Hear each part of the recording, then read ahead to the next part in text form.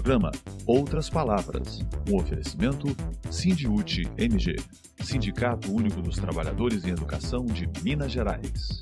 Olá, acompanhe a partir de agora as mentiras sobre a reforma da Previdência que o governo federal não quer te contar. Acaba com a contribuição do patrão, não tem mais. Acaba com a contribuição do governo, não tem mais. Vai ter só do empregado e aí ela vai ser sustentável. Peraí, mas qual é a mágica? Sabe onde está o pulo do gato? Não tem benefício. É isso. Não garante benefício.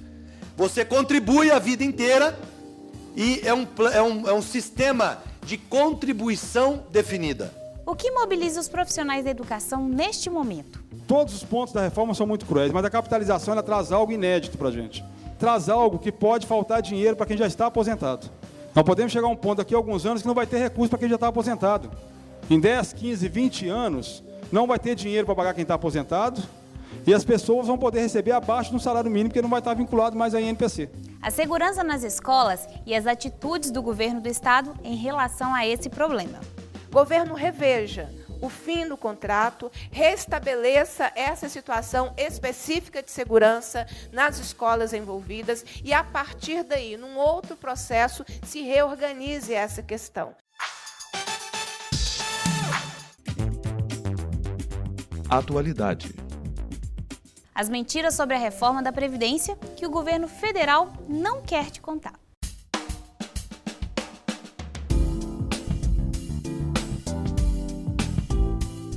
O nosso modelo de repartição, ele é financiado, aí artigo 194 e 195 da Constituição, capítulo da Seguridade Social. É financiado, ele é universal, previdência contributiva universal, assistência não contributiva universal e saúde não contributiva universal. Ele está desmontando esses três pilares, acabando com os três pilares. Esse sistema, pela Constituição, é financiado, será financiado com contribuições de toda a sociedade, dos empregadores, sobre a folha de salários, dos trabalhadores sobre a folha de salários e da sociedade em geral e do governo através de impostos, de contribuições. COFINS, contribuição para o financiamento da Seguridade Social, que é sobre faturamento, e CSLL, que é sobre lucro. Então, você tem três grandes fontes de financiamento. Empregadores, patrões, trabalhadores e governo. E ele diz que está quebrado. Mas a solução mágica dele é a seguinte: acaba com a contribuição do patrão, não tem mais. Acaba com a contribuição do governo, não tem mais. Vai ter só do empregado e aí ela vai ser sustentável. Peraí, mas qual é a mágica? Sabe onde está o pulo do gato? Não tem benefício. É isso. Não garante benefício. Você contribui a vida inteira e é um sistema de contribuição definida. Nós temos um sistema de benefício definido. Você sabe que ao trabalhar, as mulheres trabalharem 30 anos, os homens 35, né? Ou a mulher aos 60 de idade, o homem aos 65 de idade, na regra geral. Você vai ter 80% dos seus melhores salários, tira 20% pior, pega os 80% maiores, faz a atualização, a média, esse valor é o seu salário. 100% é o seu salário. O que eles estão oferecendo? Você contribui a vida inteira, o que tiver de valor lá na frente, você divide pela sua expectativa de sobrevida. Mas e se não tiver dinheiro? Pois é, não, mas vai ter. No Chile eles fizeram sob o general Pinochet. Olha só, uma ditadura. Sabe por que só consegue fazer numa ditadura? Porque senão vai ter gritaria. Lá ninguém gritou, porque quem gritou ou morreu, foi mandado para fora do país, né? Não tinha, estava preso, matando gente. São 602 bilhões o orçamento de benefícios deste ano. Como que eles são pagos? Contribuição dos empresários, dos empregadores e do governo. Ah, mas vai acabar isso, não vai? Vai. Vai ficar só do empregado, para a sua conta individual. Olha, quem vai pagar, então, essa conta de 602 bilhões?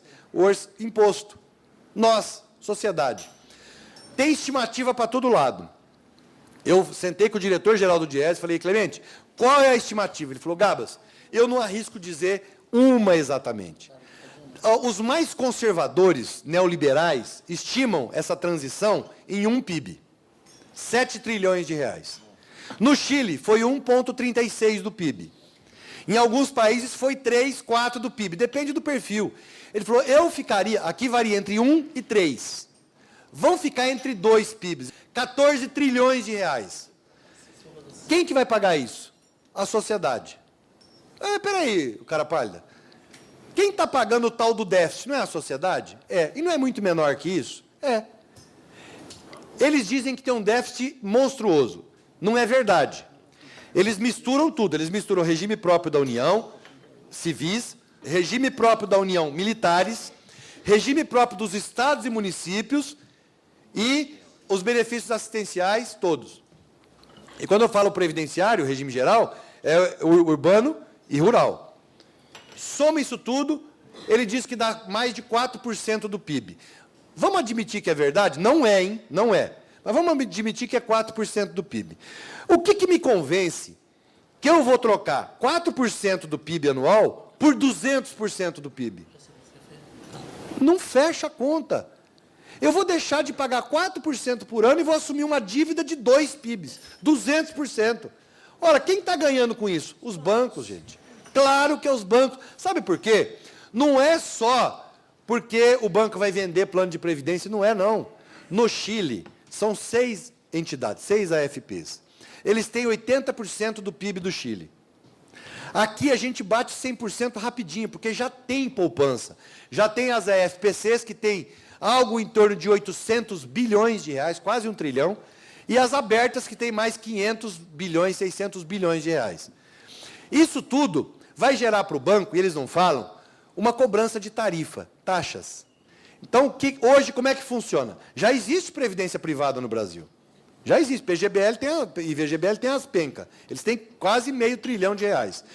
O que os bancos cobram? 4% de taxa de administração e, em média, 0,15% de carregamento sobre as parcelas depositadas. Pega o valor de 2 PIB, 14 trilhões, aplica 4%. O banco vai ganhar isso na mamata, sem fazer nada. Eles querem ou não? Claro que eles querem. Quem luta, educa. O que mobiliza os profissionais da educação neste momento? Educadores e educadoras de todas as regiões do estado também estão dizendo não à reforma da Previdência. Durante a Assembleia Estadual realizada no último dia 22 de março, em Belo Horizonte, eles disseram por que esta reforma é tão nefasta para professores e professoras. Que proposta é essa de reforma da Previdência? O que está sendo colocado pelo governo? A quem ela está atingindo de fato? E quais são os privilégios que não foram combatidos? Alguns pontos, companheiros, são muito importantes. Está se criando uma confusão na população, e aí, uma categoria como essa aqui, que tem na maioria mulheres, a gente vai precisar dialogar muito com as mulheres, porque na percepção que a gente está tendo, de panfletagem que a gente está fazendo, de conversa com algumas mulheres, algumas companheiras estão achando que estão sendo privilegiadas quando tem a idade de 65 anos para homens e 62 para mulheres. Algumas mulheres ainda não entenderam. Eu sei que aqui todas as mulheres já entenderam. Mas da grande massa do povo ainda não entendeu. E um ponto também que a categoria de educadores pode nos ajudar bastante é com a juventude. A juventude está iludida com a questão da capitalização, gente. Está achando que a capitalização proposta pelo governo Bolsonaro vai ser uma boa, porque eu vou ter minha conta individual, eu não vou ter que ajudar a pagar a aposentadoria de ninguém, como se eu não fosse chegar a aposentar um dia. E que esse dinheiro da capitalização, se eu ficar no emprego, por exemplo, 5 anos, eu vou poder sacar esse dinheiro e comprar um carro, comprar uma casa, comprar um computador melhor para mim, comprar um celular legal. E não é isso da proposta de Bolsonaro. Então, nós temos que orientar a nossa juventude, porque a capitalização, de todos os pontos da reforma são muito cruéis, mas a capitalização ela traz algo inédito para a gente. Ela traz algo que pode faltar dinheiro para quem já está aposentado. Nós podemos chegar a um ponto daqui a alguns anos que não vai ter recurso para quem já está aposentado. Porque a nossa Previdência atual, ela funciona com a solidariedade, né, de gerações e de classes. Que eu contribuo enquanto estou trabalhando de forma formal, o meu patrão é obrigado a contribuir, o governo entra com uma parte do dinheiro e quem está no mercado de trabalho ajuda a contribuir com quem já está aposentado. Em 10, 15, 20 anos, não vai ter dinheiro para pagar quem está aposentado, e as pessoas vão poder receber abaixo do salário mínimo, porque não vai estar vinculado mais à INPC. E com a juventude, nós temos que fazer o diálogo, que o tempo passa muito rápido, gente. Então, nós temos que alertar a nossa juventude com isso também. Eles querem chegar na velhice, quando tiver idosos, dependendo de alguém para sustentá-los, sem dinheiro nenhum para nada, sem investimento, sem nada para fazer, como está acontecendo agora no Chile, com os nossos companheiros mais velhos, companheiras. Então, esse ponto da reforma da Previdência vai nos dar essa janela de diálogo com a população. As principais lutas dos profissionais da educação. Nós temos um período de muitas lutas e toda a luta que nós estamos fazendo, eu estou me empenhando para levá-la para o parlamento. Então, no parlamento, nós vamos discutir a segurança das escolas, porque isso é grave e precisa ser debatido na nossa perspectiva e não na perspectiva repressiva. Nós precisamos discutir o IPSENG, nós precisamos discutir a reforma da Previdência na vida do trabalhador em educação. Nós precisamos discutir as nomeações, nós precisamos discutir a escola de tempo integral na nossa perspectiva e não nesse reducionismo feito pelo governo do Estado nesse momento, a educação indígena e tantas pautas, e resistir àquelas que nos criminalizam, que nos desqualificam na nossa profissão. Então, não tenho dúvida de que eu estou lá cerrando fileiras para impedir a criminalização da nossa profissão no parlamento, que vem com o slogan Escola Sem Partido, que a criminalização da nossa profissão é a desqualificação da educação pública, e lá nós vamos cerrar fileiras para que isso não aconteça. Da mesma forma, uma nova modalidade que vem com o novo governo, né? A gente está no conceito do que é novo, né? O novo está muito... não está tão novo, né? Mas desse novo governo, que é o conceito da escola cívico-militar. A ideia de responder aos problemas sociais pela militarização, que nós sabemos que não é a solução. Então, cerrar fileiras para que esses projetos não avancem. Eu não sei desde quando uma professora, no caso primária, da educação básica, não sei qual foi a última vez que uma professora assumiu a presidência da Comissão de Educação, mas pegamos isso agora, que é uma conquista coletiva, e façamos dela um instrumento. A turma está superlotada, tem que dizer para a gente. O teto da escola caiu, tem que contar para a gente. Meu direito está demorando, tem que contar para a gente. Eu sou vítima de assédio, tem que contar para a gente. Um acidente de trabalho, tem que contar para a gente. Porque é assim, dizendo os nossos problemas, que nós conseguiremos dar a voz a eles naquele espaço que tem que nos escutar, porque ali é um espaço de representatividade. Nós, conversando na direção, conversando no mandato, achamos que não tem hashtag melhor para compor a plataforma do que precisa ser essa luta. Nenhuma escola a menos. Em tempos de crise, é o fortalecimento da educação estatal, pública, de qualidade, que responde a essa crise. Então, o nosso mandato está construindo essa plataforma. Nenhuma escola a menos. É nas ruas que o povo vai derrotar Bolsonaro e sua reforma. E foi assim, olha, com o povo nas ruas, que o dia 22 de março marcou um dia nacional de lutas contra a reforma da Previdência. Em Minas Gerais, trabalhadores e trabalhadoras de várias regiões do estado estiveram em BH fazendo uma grande manifestação. Uma marcha que saiu da Assembleia Legislativa de Minas Gerais até a Praça 7, no centro da capital mineira, onde diversas categorias e várias centrais sindicais, entre elas a CUT, marcaram presença neste Dia Nacional de Luta contra a reforma da Previdência. A reforma da Previdência é para combater os privilégios. Isso é verdade, gente? Não! É o quê? Mentira! Pega na mentira! Pega na mentira! Nós vamos desmascarar a reforma da Previdência. Na reforma da Previdência está dizendo que vai fazer benefício social para quem tem mais de 60 anos. Mas não contou para o povo que é um benefício de R$400. Não contou para o povo que quem tem nome ou até 98 mil no seu nome não vai ter direito ao benefício de prestação continuada. Pega na mentira!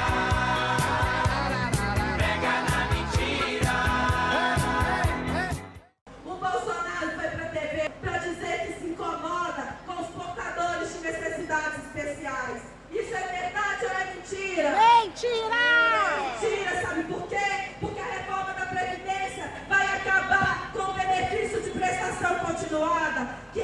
benefício que as pessoas portadoras de necessidades especiais recebem porque elas não têm condições de trabalhar. É o governo da mentira, é o governo da falácia. Pega na mentira.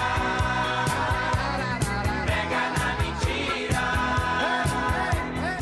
É muito grave o que o Bolsonaro quer fazer com a PEC 06, onde ele tira todo o direito à aposentadoria da Constituição. Ele muda regras e ele quer fazer o que foi feito em outros países, como no Chile. E se a gente pesquisar 30 anos depois do que foi feito lá no Chile, os nossos aposentados de lá, os idosos, estão na miséria, passam fome pelo modelo de previdência que foi feito lá no Chile. Bolsonaro quer fazer o mesmo modelo de previdência no Brasil. Ele diz a nova previdência, mas é a nova previdência que ataca os professores, os filhos de vocês, porque está mexendo no direito da professora de aposentar. É a nova previdência que ataca os trabalhadores rurais, tirando deles o direito de se aposentar. Os trabalhadores e trabalhadoras em educação de Minas Gerais encerraram esse Dia Nacional de Luta contra a reforma da Previdência no centro de Belo Horizonte, na Praça 7. E aqui, além de dizerem não à reforma da Previdência, também disseram ao governo Zema: abra negociação com a categoria da educação.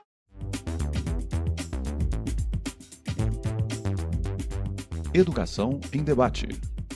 A segurança nas escolas e as atitudes do governo do estado em relação a esse problema. O Sindicato Único dos Trabalhadores em Educação de Minas Gerais, Sindiúte, marcou presença em audiência pública realizada no dia 28 de março na Assembleia Legislativa de Minas Gerais, a requerimento da deputada estadual Beatriz Cerqueira.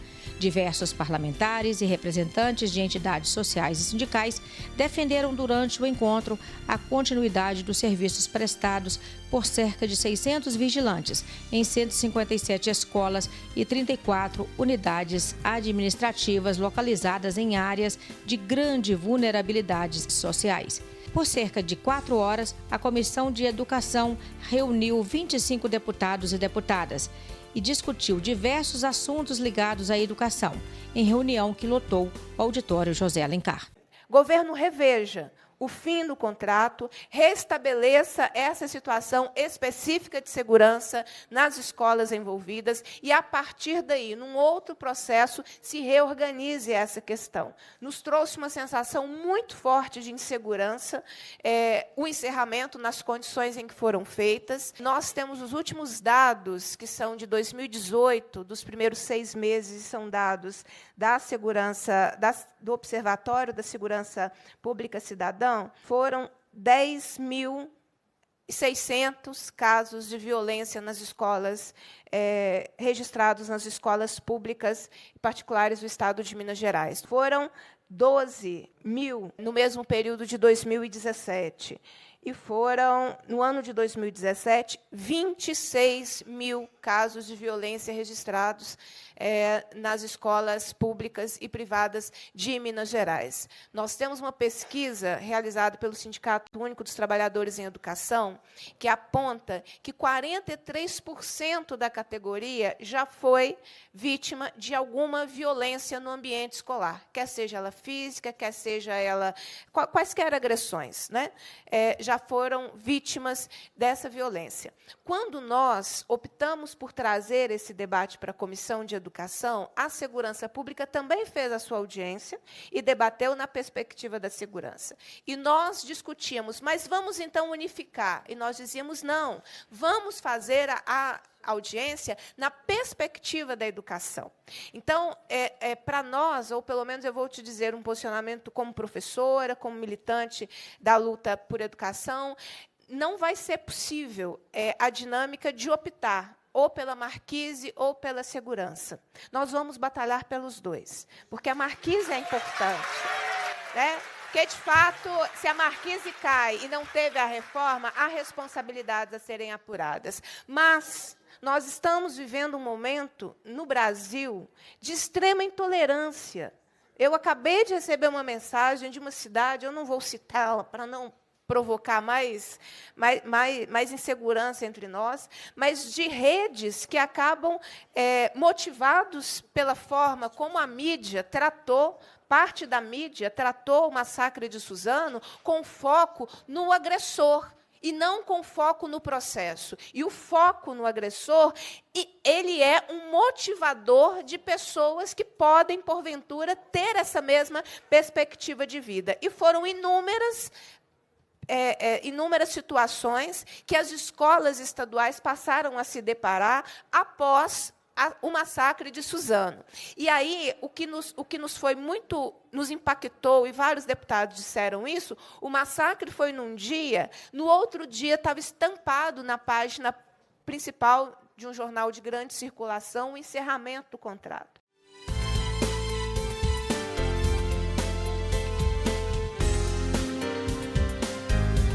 Tem muitas formas da gente discutir sobre o orçamento. Nisso nós divergimos. Nós não queremos debatê-lo pelo corte das despesas, nós queremos focar na receita, que foi exatamente o que o deputado Betão nos trouxe. Se nós também não tivermos essa coragem de apontar aquela mineradora, aquela grande empresa não terá renúncia fiscal em Minas Gerais, se nós também tivermos a coragem de bater lá na porta em Brasília, para além da Lei Candir, debater os precatórios do Fundeb, essa coragem é como deputados, não é como comissão. Mas daqui pode sair. Daqui pode sair, porque quando vem essa casa, vem para aprovar as contas do governo. E todas as contas que chegam a essa casa é um exercício enorme que é feito pelos governos para se chegar aos 25%. E a gente torce, abre, e a gente vê que tem muita coisa que não era dentro dos 25%. Então, o orçamento da educação a gente pode debater. Estamos muito preocupados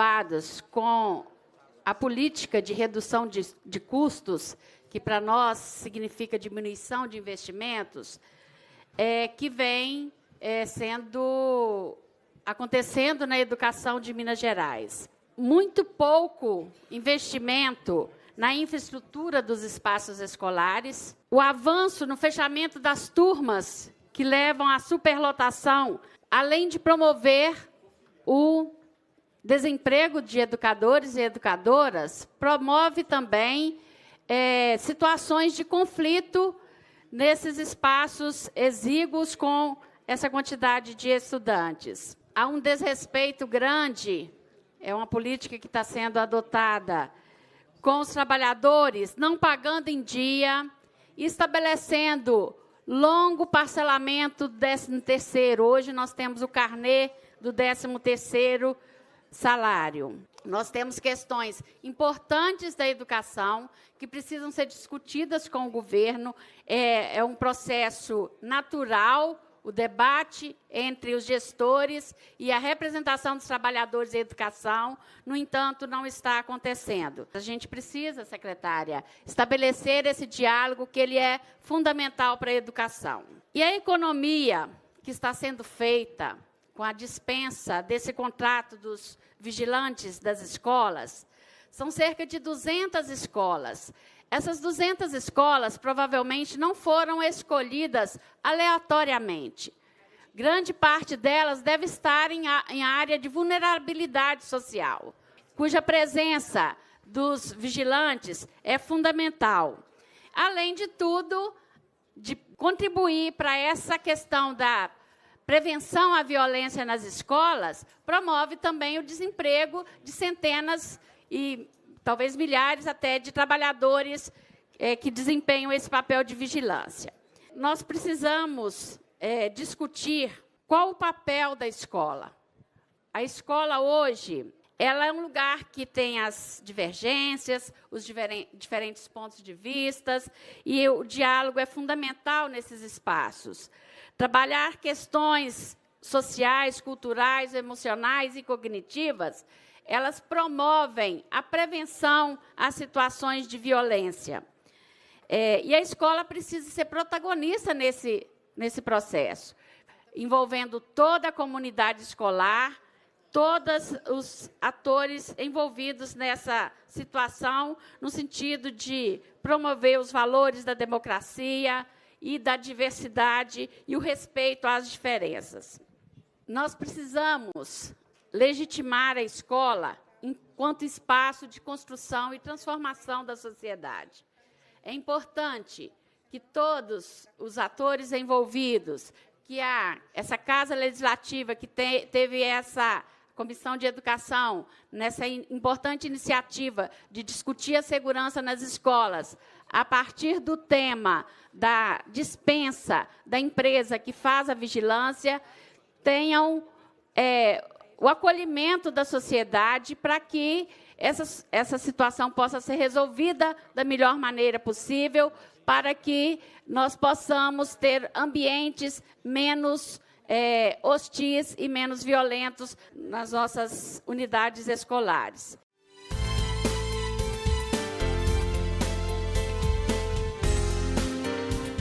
Eu vou reforçar aquilo que eu levei em reunião que nós tivemos numa sexta-feira, que foi no dia 22 de março. Eu levei 4 pontos gerais, e um desses pontos, a real necessidade da abertura de negociação com o sindicato que representa a categoria. Porque esse processo é essencial.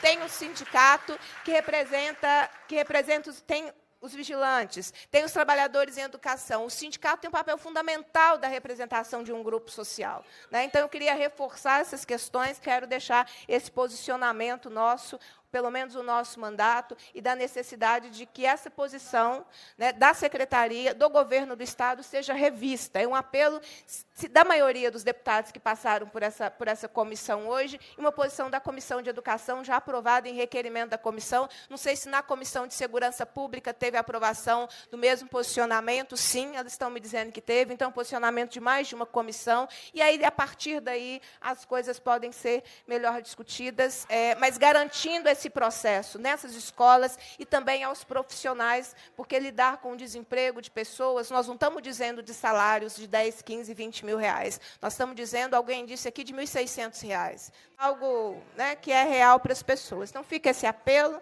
um posicionamento nosso, final, em relação a esse ponto, quero que a senhora leve ao Governo do Estado no seu conjunto para rever. Calendário de lutas. As mobilizações dos profissionais da educação. Professores, protetores das crianças do meu país, eu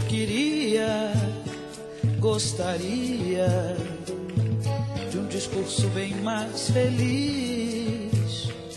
Dia 11 de abril, o SINDIUT-MG convoca trabalhadores e trabalhadoras em educação de Minas Gerais para dia de paralisação total de atividades e de manifestação na cidade administrativa em Belo Horizonte. Essa deliberação foi tirada pela categoria durante a Assembleia Estadual do dia 22 de março. Os profissionais da educação estão em luta pela abertura das negociações com o governo do Estado e contra a reforma da Previdência. A manifestação na cidade administrativa será a partir das 9 horas e na Assembleia Legislativa a atividade está marcada para as 14 horas. Participe! Sindicato Único dos Trabalhadores em Educação de Minas Gerais. Na sala de aula não há idade nem cor, por isso aceite e respeite o meu professor. Batam palmas pra ele, batam palmas pra ele, batam palmas pra ele, que ele merece.